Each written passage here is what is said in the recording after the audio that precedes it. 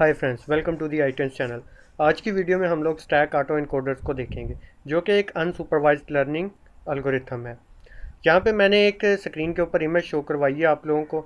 इसमें मैं आप लोगों को बताऊंगा कि स्टैक ऑटो इनकोडर किस तरह से काम करता है, और इसके बाद हम लोग कोड को रन करेंगे। और कोड को रन करते हुए मैं आप लोगों को समझाऊंगा कि ये कोड कैसे मैंने कोड किया, और इसके अंदर हर एक वेरिएबल, हर एक ऑब्जेक्ट और हर एक लाइब्रेरी के बारे में मैं आप लोगों को बताऊंगा। तो आप लोगों ने वीडियो को स्किप नहीं करना, वीडियो को कंप्लीट देखना है, नहीं तो आप लोगों को टॉपिक की समझ नहीं लगेगी। तो सबसे पहले हम लोग बात करते हैं, अगर आप लोगों के सामने ये जो एक इमेज है यहाँ पे ओरिजिनल फेस की, तो जो हमारा स्टैक ऑटो इनकोडर होता है उसको जब हम लोग ये इस तरह की एक ओरिजिनल इमेज देते हैं, तो स्टैक ऑटो इनकोडर जो है इस इमेज में से डिमेंशनलिटी को रिड्यूस करता है, और इसमें से कुछ जो इंपॉर्टेंट फीचर्स होते हैं उनको ये आइडेंटिफाई कर लेता है। फॉर एग्जांपल यहाँ पे अगर मैंने आपको ये एक इमेज दी है, तो आप लोग फ़िलहाल अभी बेसिक नॉलेज के लिए ये समझे कि हमने स्टैक ऑटो इनकोडर को एक इस तरह की, जैसे ये इमेज ए है, इस तरह की एक इमेज दी थी स्टैक ऑटो इनकोडर को। और यहाँ पे जो latent representation of a face, यहाँ पे ये आपको जो सेंटर में नज़र आ रहा है, आप लोग समझे कि स्टैक ऑटो इनकोडर ने इसको इनकोड करके एक इस तरह की इमेज बना दी, जिसमें इंपॉर्टेंट फीचर है, ना ही इसमें कलर्स हैं, ना ही इसमें किसी और तरह का डाटा है। इसमें इस फेस से जो भी इंपॉर्टेंट फीचर्स हैं वो इस स्टैक ऑटो इनकोडर ने निकाली है। और इम्पोर्टेंट फीचर्स निकालने के बाद ये जो इमेज है, ये आप लोग समझे कि ये जो सेंटर में इमेज है इस तरह की नज़र आ रही है, ठीक है।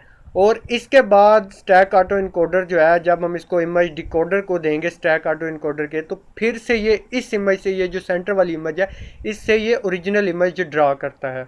ये जो सारी एग्जांपल है, यहाँ पे बेसिक मैंने आपको इंट्रो देना था, ये सारी चीज़ें मैं आप लोगों को कोड के दरमियान रन करते दिखाऊंगा, और कैसे हम लोग स्टैक ऑटो इनकोडर से अपना जो डाटा है उसको क्लीन करते हैं और डाटा में से इंपॉर्टेंट फीचर निकालते हैं। स्टैक ऑटो इनकोडर का एक बेसिक पर्पज़ ये भी है कि ये डिमेंशनलिटी रिडक्शन के लिए यूज़ होता है। डिमेंशनलिटी रिडक्शन का मतलब ये होता है कि हमारे पास डाटा होता है, उसमें बहुत सारे फीचर्स ऐसे होते हैं जो हमारे काम के नहीं होते, रिडंडेंट होते हैं, ठीक है। उनको ये रिमूव करता है, और जो बहुत ज़्यादा इंपॉर्टेंट फीचर होते हैं उनको ये रखता है, ताकि ये उन फीचर से दोबारा ओरिजिनल डाटा की तरह डाटा को ड्रा कर ले। अब यहाँ पे मैं आप लोगों को ये जो इमेज दिखा रहा था, ओरिजिनल इमेज ए, तो यहाँ पे आप लोग देख सकते हैं कि इसने इसमें से कुछ फीचर निकाले। अब इसने वो फीचर निकाले होंगे जिनकी मदद से ये जो दोबारा जब इस इन फीचर्स को डिकोड करेगा, तो ओरिजिनल इमेज की तरह से हमें एक इमेज दोबारा मिल जाएगी। अब स्टैक ऑटो इनकोडर जो है ये एक unsupervised machine learning, deep learning का एल्गोरिथम है। अब इसका फ़ायदा ये है कि इससे एक तो हम लोग डिमेंशनलिटी रिडक्शन कर लेते हैं, और एक ये है कि जब हमारे पास बहुत ज़्यादा डाटा होता है, आप लोग समझिए कि हमारे पास एक फ़ोल्डर है, उसके अंदर हमारे पास 6 से 7 एक्टर्स की हज़ारों तस्वीरें हैं, ठीक है।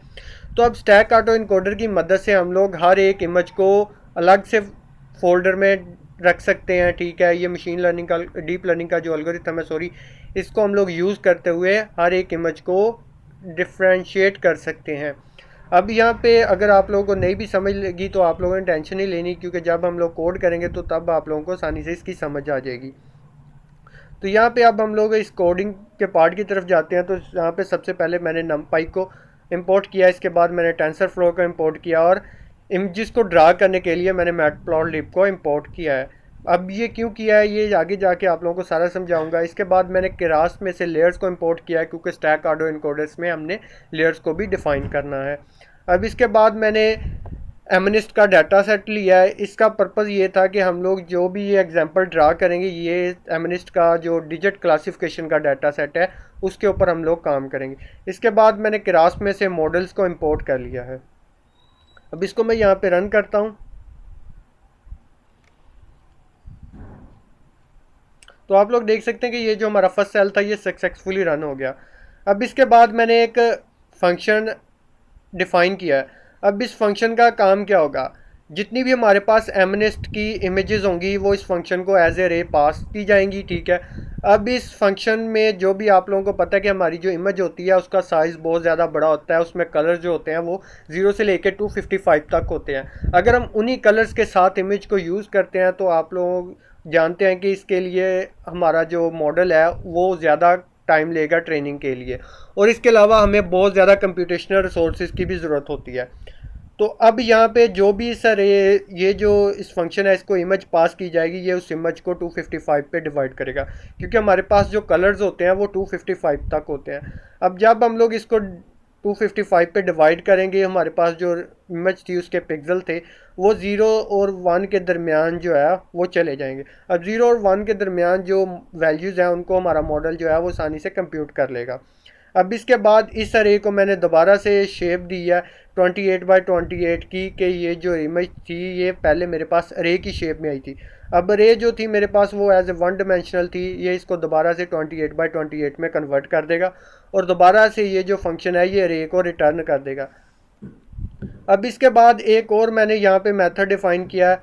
अब यहाँ पे जो स्टैक ऑटो इनकोडर है, मैंने आप लोगों को बताया कि ये जो इमेज है या कोई भी डाटा है उसमें से जो इररेलेवेंट फीचर्स होते हैं उनको ये रिमूव करता है, और रिमूव करके जो इंपॉर्टेंट फीचर्स होते हैं उनको अपने पास रख लेता है। यहाँ पे मैंने आप लोगों को ये दिखाने के लिए कि ये जो स्टैक ऑटो इनकोडर है ये अनइम्पॉर्टेंट जो फीचर्स होते हैं उनको ये कैसे रिमूव करता है और रिमूव करके जो इंपॉर्टेंट फीचर्स है ये कैसे निकालता है। अब जो इसके अंदर मैंने अनइम्पॉर्टेंट फीचर्स को या वैल्यूज़ को ऐड करने के लिए यहाँ पे मैंने एक नॉइज़ का फंक्शन ऐड किया है। ये हर एक इमेज के अंदर कुछ नॉइज़ ऐड कर देगा। अब नॉइज़ कैसे ऐड करता है, ठीक है, ये कोई रैंडम वैल्यूज़ लेगा, ठीक है, 0 और 1 के दरमियान, और ठीक है इसके अंदर ये 0.4 फैक्टर जो है वो नॉइज़ ऐड कर देगा। अब ये अगर आप फंक्शन ना भी समझे तो कोई ज़्यादा इंपॉर्टेंट नहीं है, मैं इसको फ़िलहाल रन करता हूँ। रन करके यहाँ पे मैंने ये मैटप्लॉटलिब का फंक्शन लिया। अब इसके अंदर मैंने एक तो रे 1 ऐड किया। रे 1 जो है वो मेरी ओरिजिनल इमेज होगी, और जो रे 2 है वो हमारी वो इमेज होगी जो इस रे 1 के अंदर जो इमेज है उसके अंदर नॉइज़ ऐड करने के बाद जो हमारे पास इमेज बनेगी। अब यहाँ पे ये मैंने 10 इमेजेस ली हैं कि जो फर्स्ट 10 इमेजेस हैं उनके ऊपर ये उनकी ओरिजिनल इमेज भी शो करवाए और उन्हीं इमेज के अंदर ये जो है नॉइज़ ऐड करके भी दिखाए। यहाँ पे ये सिंपल कुछ भी नहीं है। यहाँ पे ये मैंने जो इमेजेस हैं उनको ड्रा करने के लिए यहाँ पे कोड किया है, और इसके बाद यहाँ पे मैंने लूप चलाई है, ठीक है। लूप के अंदर मैंने इमेजेस जो हैं वो ड्रा करनी है, और यहाँ पे ये मैंने इमेज का साइज़ दे दिया। अब मैं इस कोड को रन करता हूँ तो आप लोग देख सकते हैं यहाँ पे हमारे पास अब ये हमें ओरिजिनल इमेजेस भी दिखाएगा। अब यहाँ पे सबसे पहले तो मैं इसको डाटा को इंपोर्ट कर लेता हूँ एमनेस्ट से। अब यहाँ पे क्योंकि हमें जब स्टैक ऑटो इनकोडर की बात कर रहे हैं तो हमें सुपरवाइज लर्निंग के मॉडल्स के अंदर आप लोगों को पता है कि लेबल्स की ज़रूरत होती है, लेकिन जो स्टैक ऑटो इनकोडर है ये अनसुपरवाइज लर्निंग का एल्गोरिथम है, इसलिए हमें यहाँ पे लेबल्स की ज़रूरत नहीं है। लेबल्स की जगह पे हमने डैश को यहाँ पे असाइन कर दिया, और यहाँ पे ये फर्स्ट टपल के अंदर जो है वो ट्रेनिंग की इमेजेस आ जाएंगी और सेकंड टपल के अंदर जो है वो टेस्टिंग की इमेजेस आ जाएंगी। अब यहाँ पे ये मैंने जो मेथड्स हैं उनको पास कर दिया है प्री प्रोसेस की, ताकि ये इमेजेस जो है ये नॉर्मलाइज हो जाएं। और यहाँ पे ये नॉइज़ ऐड करने के लिए मैंने इसको नॉइज़ के फंक्शन को पास कर दी इमेजेस, और यहाँ पे डिस्प्ले के फंक्शन को पास किया ताकि ये जो है मेरी ओरिजिनल इमेजेस को भी शो करवाए और साथ ही नॉइज़ ऐड करने के बाद जो इमेजेस की पिक्चर बनेगी उनको भी शो करवाए। क्योंकि जो डिस्प्ले का फंक्शन हमने यहाँ पे डिफ़ाइन किया था ये इमेजेस को मैटप्लॉटलिब से हम लोगों ने दोबारा से ड्रा करने के लिए यूज़ किया था, और प्री प्रोसेस का जो फंक्शन था वो मैंने आप लोगों को बताया था कि ये जो इमेजेस हैं उनको नॉर्मलाइज करता है, हमारी जो भी वैल्यूज़ है कलर्स की 0 से लेकर 255 तक उनको 0 और 1 के दरमियान कन्वर्ट कर देगा, और जो नॉइज़ का फंक्शन था वो उनके अंदर नॉइज़ ऐड करता है। तो अब मैं आप लोगों को दिखाता हूँ कि जो नॉइज़ का फंक्शन है ये किस तरह से नॉइज़ ऐड करता है, ओरिजिनल इमेजेस कैसी नज़र आती हैं और नॉइज़ के बाद इमेजेस कैसी नज़र आएंगी।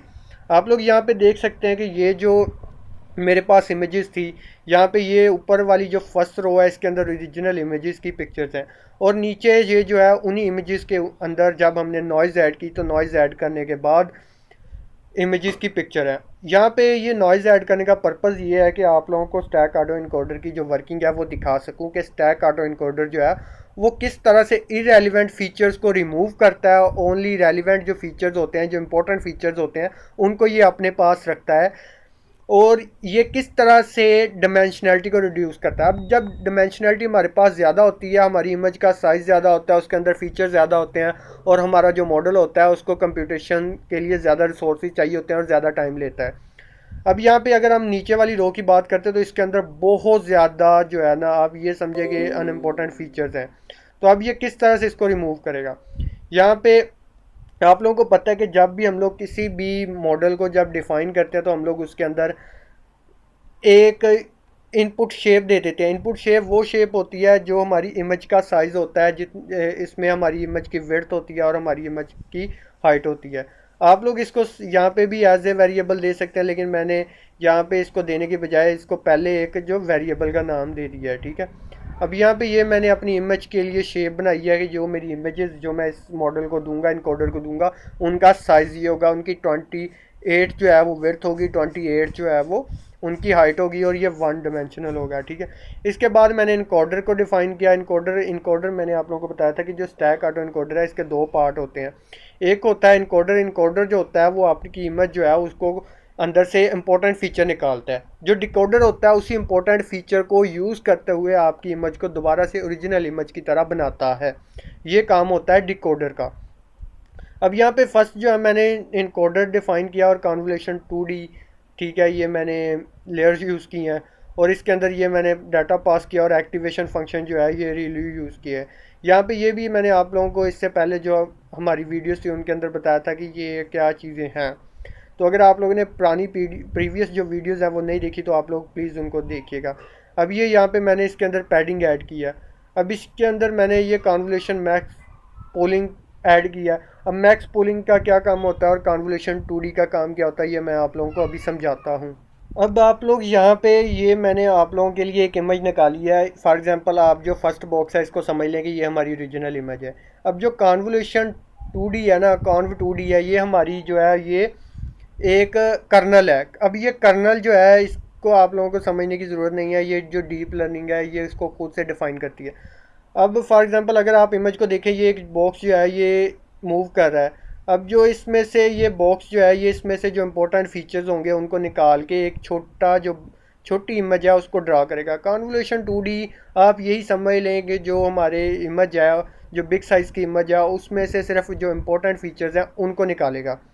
अब जब मैं इस इमेज की बात करता हूँ तो ये आप लोग जब देख लें कि हमारे पास एक छोटी इमेज बन रही है इंपॉर्टेंट फीचर्स निकाल के। कॉन्वोल्यूशन 2D जब हमने कर्नल यूज़ की तो उसने जो इंपॉर्टेंट फीचर्स थे वो निकाल के एक छोटी इमेज ड्रा कर दी। अब इस छोटी इमेज के अंदर आप लोग देख लें कि ये कुछ वैल्यूज़ जो हैं ये माइनस में आ रही हैं। यहाँ पे ये देख लें कुछ वैल्यूज़ जो हैं माइनस में आ रही हैं। अब जो हमने एक्टिवेशन रिव्यू यूज़ की थी, ये जो माइनस की वैल्यूज़ हैं ये इनको रिप्लेस कर देगा ज़ीरो के साथ। अब जो पैडिंग है इसमें पैडिंग का क्या काम होता है, ये पैडिंग का काम भी मैं आप लोगों को बताता हूँ। अब ये जो पैडिंग है ना, पैडिंग का मतलब ये होता है कि हमने कितने जो पिक्सल हैं वो जो कॉन्वोल्यूशन 2D है उसको पास करने हैं। तो यहाँ पे मैंने इसको सेम कहा है, तो सेम का मतलब ये है कि जो हमारी ओरिजिनल इमेज है उसके जितने पिक्सल होंगे उतनी ही इमेज जो है वो इस कॉन्वोल्यूशन 2D को पास होगी। अब जो मैक्स पूलिंग 2D है, अब इसका क्या काम होता है। अब यहाँ पे ये जो इमेज है अगर आप लोग देख रहे हैं तो यहाँ पे आप लोगों को मैक्स 2D पूलिंग का जो काम है वो आप लोगों को समझ आ जाएगा। क्योंकि जब हम लोग कॉन्वोल्यूशन 2D यूज़ की थी तो उसने जो बिग इमेज थी उसमें से जो कुछ इंपॉर्टेंट फीचर्स थे उनको निकाल लिया। अब जो मैक्स पूलिंग है ये उन फीचर्स, ये जो हमारे पास एक इमेज आई थी जो कॉन्वोल्यूशन 2D के बाद इंपॉर्टेंट फीचर्स वाली, अब उसमें से ये उन फीचर्स को निकालेगा जिनकी वैल्यूज़ जो है सबसे ज़्यादा हैं। सबसे ज़्यादा का मतलब ये है कि जो सबसे ज़्यादा इंपॉर्टेंट है। अब सबसे पहले जो हमारी इमेज आई थी उसमें रॉ डाटा था। रॉ डाटा को जो है वो टू मैक्स जो हमारी थी कॉन्व 2D रे थी उसने एक छोटी इमेज में कन्वर्ट कर दिया जिसमें से उसने जो है इंपॉर्टेंट फीचर्स थे वो निकाल लिए। अब जो मैक्स पूल लेयर है ये फिर उसी लेयर में से दोबारा जो इसके अंदर इंपॉर्टेंट फीचर्स हैं उनको ये निकाल लेगी, जिनमें से जो हाइस्ट वैल्यूज़ हैं उनको ये निकाल रहा है। यहाँ पे ये आप लोग देख सकते हैं। तो बिल्कुल इसी तरह से जो हमारी है मैक्स पूलिंग लेयर है ये काम करेगी। फिर हमने दोबारा से फिर इसको अरे को डिफ़ाइन किया, ठीक है। अब उस लेयर को डिफ़ाइन किया, अब ये फिर उसमें से निकालेगी, फिर यहाँ पे ये सेम प्रोसेस जो है ये रिपीट होगा।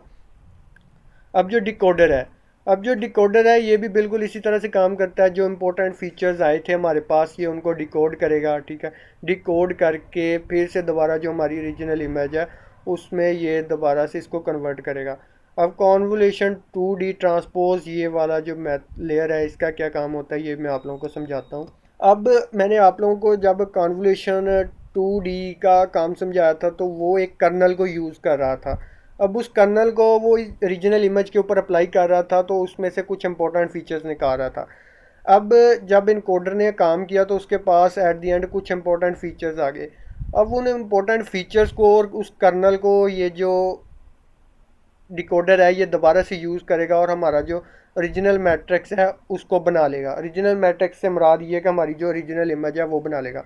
अब ये जो कर्नल है ना, ये कर्नल आप अपने इसको वेट जिसको हम कहते हैं वो समझ लें, या बाइस वेट एंड बाइस जिसको हम कहते हैं वो आप समझ लें। ठीक है। अब जो हमारे पास वो एक छोटी इमेज आई थी जिसमें के अंदर इंपॉर्टेंट फीचर्स थे, बाकी जो इरेलीवेंट डिटेल्स थी वो हमने रिमूव कर दी थी। अब उसके अंदर वो वेट एंड वॉइस दोबारा से अप्लाई होंगे, फिर से हमें जो हमारी ओरिजिनल इमेज है वो मिल जाएगी। ये होता है कॉन्वोल्यूशन 2D ट्रांसपोज का काम। अब यहाँ पे फिर हमने दोबारा से इसको अप्लाई किया, क्योंकि ऊपर दो बार हम लोग इसको जो है वो श्रिंक कर रहे हैं इमेज को, तो इसीलिए हमने यहाँ पे नीचे जो है जो हमारे डिकोडर था उसको भी दो बार अप्लाई किया, और एक्टिवेशन जो है सिगमोड यूज़ किया यहाँ पे। अब यहाँ पे हमने ऑटो इनकोडर को डिफ़ाइन किया मॉडल को, और यहाँ पे हमने इसको इमेज की शेप दे दिया, और जो हमने एक्स इसको जो लेयर्स हैं हमारी वो यहाँ पे असाइन कर दिया है। और यहाँ पे ये जो कंपाइलर है, कंपाइलर में हमने ऑप्टिमाइजर रेडियम यूज़ किया, और लॉस जो है बाइनरी क्रॉस एंट्रोपी यूज़ किया है, क्योंकि ये और इसके बाद हमने यहाँ पे मॉडल की जो है समरी वो समरी लेने के लिए यहाँ पे ये समरी का जो मेथड है उसको कॉल किया। तो ये हमें हमारे हर लेयर के अंदर जितने फीचर्स जो है ये रिमूव हो रहे हैं वो हमें बता रहा है, और कितनी इसके अंदर ट्रेनिंग के लिए पैराडिग्राम्स हैं वो यहाँ पे बता रहा है। यहाँ पे अगर हम फर्स्ट के अंदर की बात करते हैं तो फर्स्ट के अंदर हमारे पास जो थी वो 28x28 की इमेजेस थी। जब कॉन्वोल्यूशन 2D हमने इसके अंदर अप्लाई किया तो कॉन्वोल्यूशन 2D को हमने 28x28 की इमेजेस दी हैं। लेकिन जब कॉन्वोल्यूशन 2D से जो हमारी इमेज है वो निकल के आई है, तो हमारी जो इमेज है वो 14x14 की रह गई है। तो यहाँ पे आप लोगों को आसानी से समझ आई होगी कि हमारी जो इनपुट इमेज थी वो 28x28 की थी। फिर हमने कॉन्वोल्यूशन 2D को ये 28x28 की इमेज दी, तो कॉन्वोल्यूशन 2D ने उसमें से जो इम्पोर्टेंट फीचर्स निकाले, और निकालने के बाद ये जो इमेज थी ये 14x14 में कन्वर्ट हो गई। अब फिर हमने इसके अंदर कॉन्वोल्यूशन 1D 2D को रेंज किया। ठीक है, इसके अंदर हमने 14x14 की इमेज दी, तो हमारे पास ये जो थी ये 7x7 की इमेज बन गई, कि उसने इस इमेज को फिर से दोबारा हाफ साइज में जो है वो तोड़ दिया। ठीक है, तोड़ने के बाद ये जो थी इसके अंदर मज़ीद जो इंपॉर्टेंट फीचर्स थे उनको निकाल लिया। अब यहाँ से ये जो काम शुरू हो रहा है ये शुरू हो रहा है डिकोडर का। अब डिकोडर था, डिकोडर के पास ये जो 7x7 की इमेज आई उसने डिकोड किया, तो ये 14x14 में कन्वर्ट हो गई। अब जब 14x14 जो है वो नेक्स्ट इनकोडर के डिकोडर के पास गई, तो ये फिर से दोबारा 28x28 में कन्वर्ट हो गई। और ये इस तरह से जो है स्टैक ऑटो इनकोडर काम करता है। अब यहाँ पे हम लोग अपना जो स्टैक ऑटो इनकोडर है इसको फिट करते हैं ट्रेनिंग के लिए। यहाँ पे हमने इसको ट्रेनिंग डाटा दिया, वाई में भी हमने इसको ट्रेनिंग डाटा दिया, क्योंकि ये अनसुपरवाइज्ड मशीन लर्निंग है इसलिए हमने इसको यहाँ पे वाई में लेबल्स नहीं दिए, हमने वाई में जो है इसको फिर से अपना जो ट्रेनिंग का डाटा है वो दे दिया। अब ये पॉक्स है, हमने इसके ऊपर 50 आइट्रेशन चलाई हैं। बैच साइज़ है वो 128 जो बैचेज़ हैं वो हमने यहाँ पे किए हैं। शफल इमेजेस, ये हर एक बैच के अंदर जो इमेजेस हैं उनको शफल करके लेगा, ये नहीं कि ये एक तरतीब के साथ इमेजेस लेगा। अब वैलिडेशन है, वैलिडेशन के लिए यहाँ पे हमने टेस्टिंग का डाटा इसको दे दिया, तो यहाँ पे मैं इसको रन करता हूँ, ये कुछ टाइम लेगा। आप लोग देख सकते हैं कि यहाँ पे ये जो मॉडल है ये कम्प्लीटली ट्रेन हो चुका है। अब इससे मैं प्रडिक्शन करता हूँ। प्रडिक्शन के लिए मैंने इसको जो टेस्ट डाटा था विदाउट नॉइज़ मैंने वो डाटा दिया, और इसने जो है वो प्रडिक्शन की। अब इसने प्रडिक्शन इस तरह से की कि मतलब इसने डाटा में से जो थे इरेलीवेंट फीचर्स थे वो निकाल लिए। अब निकालने के बाद क्योंकि टेस्ट डाटा जो था वो पहले ही उसके अंदर जो थे वो इम्पोर्टेंट फीचर्स थे, उसके अंदर कोई भी नॉइज़ नहीं थी, वो बिल्कुल क्लियर इमेजेस थी। तो इसलिए ये जो टेस्ट डाटा की ओरिजिनल इमेजेस हैं और जो प्रडिक्शन के बाद इमेजेस हैं उनमें कोई ज़्यादा फ़र्क नज़र नहीं आ रहा। और ये जो मॉडल था ये हमने ट्रेंड भी करवाया था, जो ओरिजिनल हमारे पास डाटा था ट्रेनिंग का विदाउट नॉइज़ उसके ऊपर हमने इसको ट्रेन करवाया था, और जो प्रडिक्शन है वो भी हमने विदाउट नॉइज़ करवाई। अब इसके बाद जो नेक्स्ट था, यहाँ पे अगर आप लोग देखो तो यहाँ पे मैंने स्टैक ऑटो इनकोडर को नॉइजी डाटा के ऊपर ट्रेन करवाया, और मैंने इसको जो था एज ए लेबल कह लें, या मैंने इसको एज एग्जांपल कहा कि जो इस डाटा है विदाउट नॉइज़ वो दिया कि जो नॉइजी डाटा है उसमें से नॉइज़ रिमूव करने के बाद हमारे पास इस तरह की इमेजेस आनी चाहिए। तो यहाँ पे मैंने 100 इपॉक्स चलाए और जो मेरा बैच साइज था वो भी मैंने 128 रखा। इमेजेस थी वो मैंने शफल की और यहाँ पे ये मैंने वैलिडेशन के लिए इसको डाटा दिया। अब जब यहाँ पे ये 100 एपॉक्स कंप्लीट हुए तो आप लोग देख सकते हैं कि जब मेरे पास नॉइजी डाटा था, मैंने प्रडिक्शन की ऑटो इनकोडर से। प्रडिक्शन के लिए मैंने इसको नॉइजी डाटा दिया, जो नॉइजी इमेज थी जिनके अंदर मैंने ऊपर नॉइज यूज़ की थी आप लोगों को समझाने के लिए, पिक्चर्स के अंदर नॉइज़ ऐड की थी। अब वो इमेजेस मैंने इसको प्रडिक्शन के लिए दी और इसने मुझे जो है वो इमेजेस जो प्रडिक्शन के आंसर मुझे दिए हैं वो इसने ये देख लें, अगर आप ऊपर देख लें वन की इमेज इसके अंदर कितनी नॉइज़ है, कुछ भी क्लियर नज़र नहीं आ रहा, लेकिन नीचे इसने जो है वो इसमें से अनइम्पोर्टेंट फीचर्स जो थे वो रिमूव कर दिए। रिमूव करने के बाद जो है हमारे पास ओरिजिनल इमेज की तरह से इमेजेस क्लियर होके आ गई। तो आप लोग देख सकते हैं कि ये इस तरह से ये जो इमेजेस हैं उनके अंदर से नॉइज़ रिमूव करता है। नॉइज़ रिमूव करने के बाद हमारे पास डाटा जो है क्लियर आता है।